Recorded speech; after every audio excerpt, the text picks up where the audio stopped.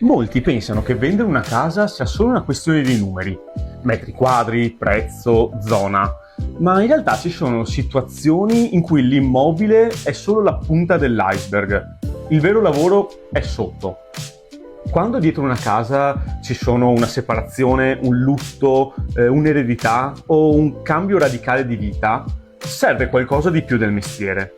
A mio parere serve umanità.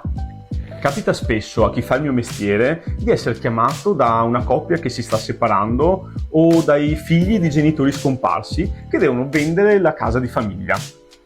In quei momenti le persone sono fragili, confuse e molto spesso in disaccordo. Vendere casa per loro è solo l'ultima fase visibile di una situazione molto più complessa. Il ruolo di un bravo agente va oltre il mettere un annuncio o fare visite. Soprattutto in questi casi la vera consulenza è ascolto, mediazione e tanta pazienza. Serve una guida che sappia tenere insieme le parti, che sappia aspettare quando serve, ma anche accelerare al momento giusto.